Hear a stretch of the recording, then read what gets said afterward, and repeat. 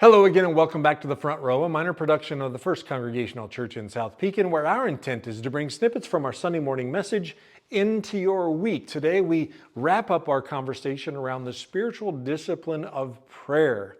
We've been through a bit of a journey this week, and we're ending with the third recommendation in how we can engage and embrace the blessing that is a deep, meaningful, conversational relationship with God.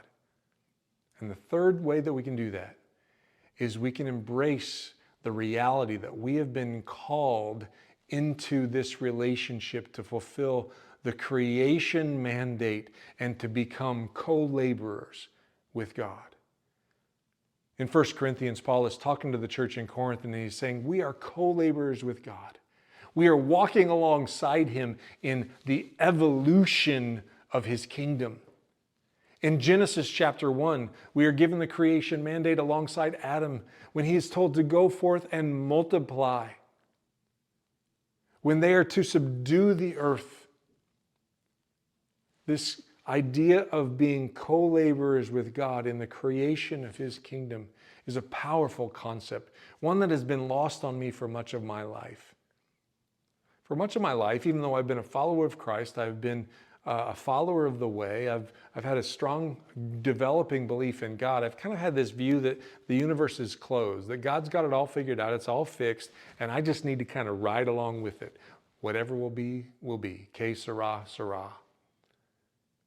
And I've neglected the charge that we have been given to come alongside God and to help to build his kingdom here on earth.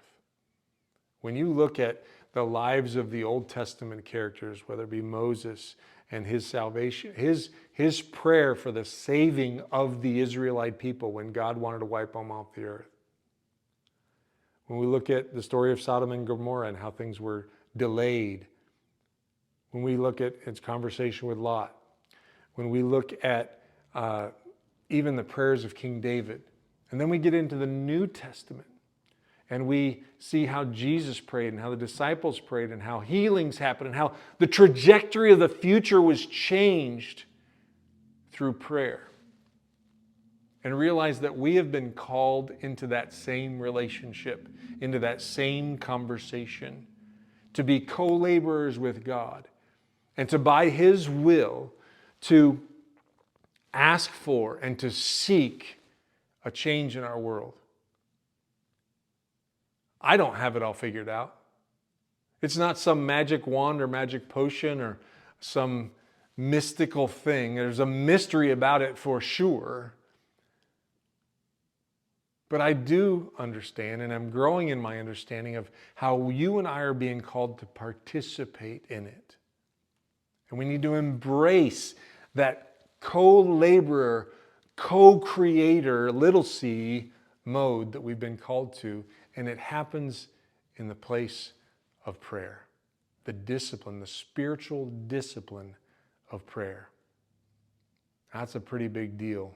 A lot going on there. And again, I don't have it figured out, but I do want to encourage us, if we would read the Psalms, read through and listen to the words of David. Here's a man after God's own heart, speaking from the heart. And we can see his pattern of prayer and the things that he asked for. Read the Gospels and look at how dependent Jesus was on prayer. Very early in the morning, while it was still dark, he went off to a solitary place and he prayed. Mark 1:35. He got on his knees before God the Father and said, "This is God, where am I going this day? How can I partner with you in your will, in your way, in the building of your kingdom?" This is our quest in the spiritual discipline of prayer. To grow in our communion with God the Father, the creator of all things, and to work in tandem with him in the evolution of his kingdom. That's how Jesus closed his teaching prayer with the disciples. Thy kingdom come, thy will be done on earth as it is in heaven.